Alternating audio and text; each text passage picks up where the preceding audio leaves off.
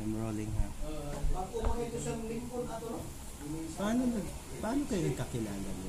Paano, ano bang tawag mo na kayo? Mukha mo? Fikre. Fikre. Paano kayo nagkakilala mo, Fikre? Sa kaibigan ko. Sa isang kaibigan ko. Okay. Anong taon mo? Last year. Bago lang?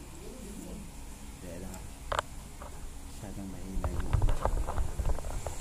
Yapit ko lang para hindi ka na masyadong magkakaroon.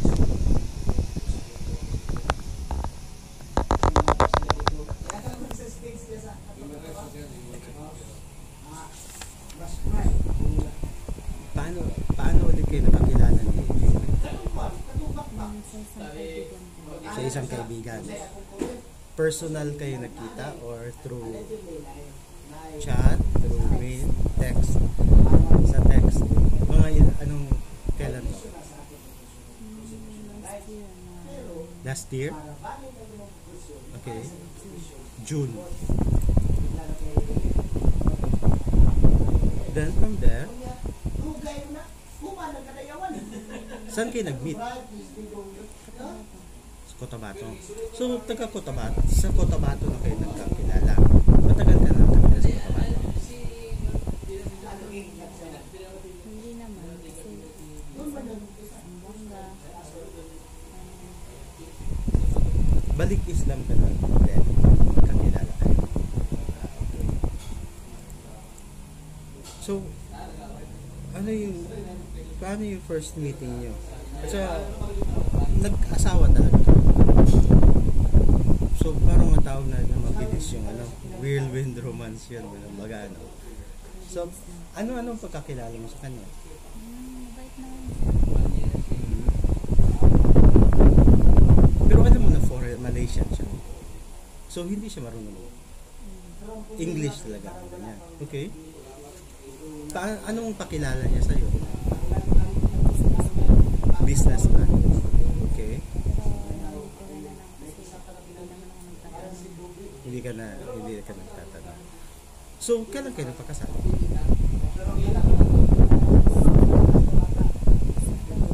September. Okay.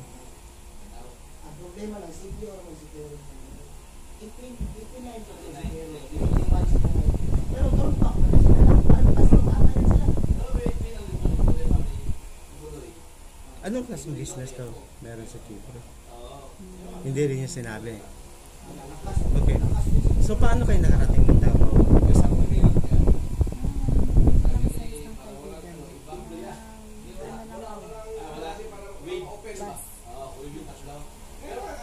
So you supposedly may kaibigan kayo dito na imimit.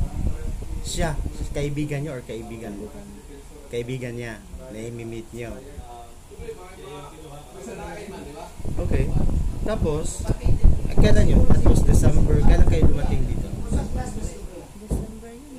December 14 yung nangyari. So, December 14, that day then. Okay. So, nung nasa loob na kayo, nag-check-in kayo sa Sampaguita, right? Anong oras kayo dumating? Mga hapon na. So, nung nangyari, anong bit-bit nyo? Yung bag. Hindi mo nakita kung anong laman ng bag. Pero wala namang bag yun. Okay.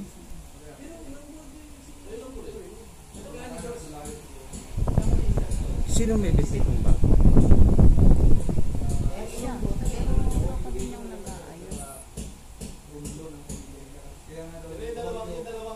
So, saan na niya? So, yung bit-bit. Pero nung bumaba kayo ng hotel nung gabi na yun, ikaw ang may bit-bit nun. Gi-check mo pa nung... Ay, hindi. Pero, ano mo mabigat? Ganun pa rin. Walang malaman pa rin. Okay.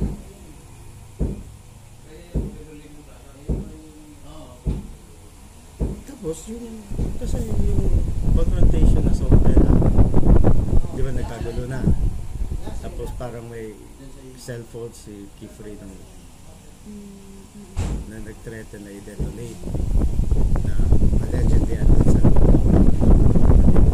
right? Yun yung naging ano talaga, di ba? So, ano mo nun, talagang meron. Kasi hindi ko alam kung anong gagawin ko. Siyempre, alam ko namang walang laman yung bag.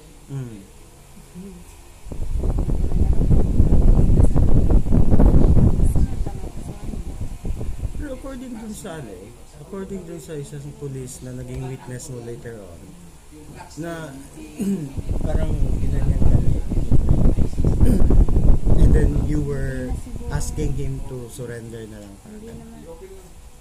Hindi naman siguro ano na yun kasi sa mabilis na pangyayari hindi naman parang ewan ko kung ano sa paningin nila. Pero according to the statement ng police na parang ikaw yung ginawang human shield.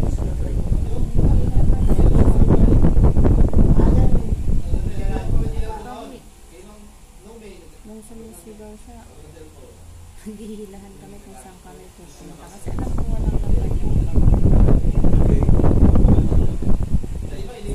Yun lang, mabilis kasi yung pangyayari. Parang dahil siguro lang sa tension. Hindi ko na maalala yung... Saan, which part kayo naghihiwalay? Hindi ko kasi alam yung ano dito sa Davao.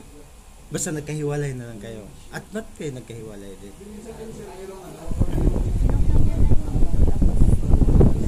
Sinabi niya na takbo ka doon sa kabila, ako dito. Parang gano'n. Basta parang out of ano lang, instinct na lang na tumakbo kayo without knowing kung saan tatakbo. Parang gano'n. So nung tumakbo ka, may humabol din sa'yo. O doon talaga kay Fifi? Hindi. Nung pag-alis niya, tumakbo na yung mga polis. Kinuha nila. Hindi ka na talaga...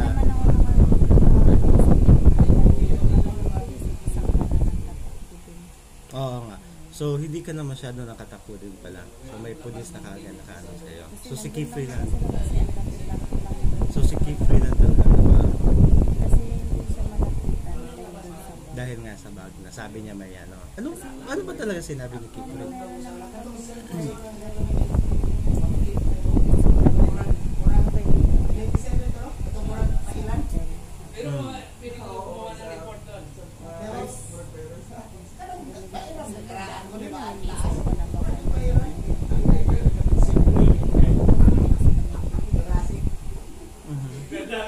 Pero were you surprised nung nangyari na yung nangyari?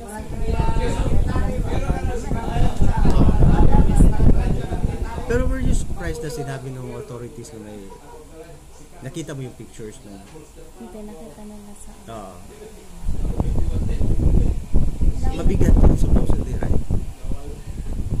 siguro kasi hindi ko pa nangangawakan. Oo nga, pero knowing na metal yun, usually mabigat talaga yun. You should have felt it na mabigat ang bag really was there. Diba? Kasi, ewan ko, siguro dahil sa yung nagagalit ako ng kasama para waba ko sa kasi siguro hindi ko matapansin na bigat ko ba yung bag ko.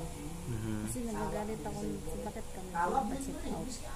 Dahil pinapacheck out kayo na. So, nagagalit ako na bakit sa nana namin. Siyempre, wala na yun. Hindi ko na mapapansin. So you would say na hindi mo talaga kilala masyado si Kifrey? Walang, during since June hanggang December, 6 months kayo nagkasama or nagkakilala. Wala kang inkling na parang may ano siya na may terrorist ano siya. Wala kasi hindi naman yung palakibo. Okay. Mag-usap kami sa amin lang. So nung September yung kasal nyo, after that everyday na kayo magkasama.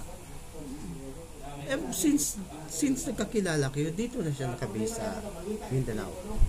O babalik-balik siya palabas. Ito na siya. Tapos minsan may mga lakad siya.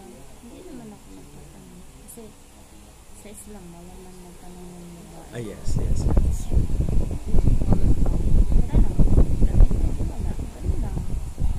Sa Cotabato City kayo nakatira. Anong klaseng business daw? Hindi niya sinabi. Hindi, kasi basta sa akin. Wala ko eh.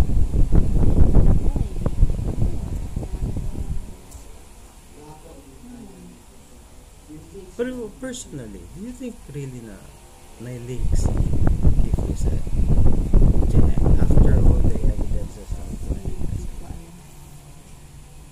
may mga friends ba si ano? May mga friends ba si Kifli sa Cotabato na kilala mo?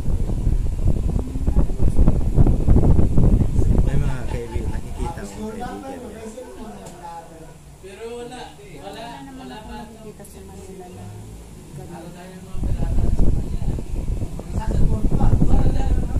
So, ano Lang naman, city man. Wala naman sa usap sila, halimbawa, hindi ko naman naiintindihan. so yung plano mo ngayon after ma-release ka? Sa akin na lang yun. You've been here 8 months, right? Oh, 8, 9. 9, almost 9 months ka dito. Binibisita ka ng relatives. Yung tita ko, Wala rin kayong anak niya.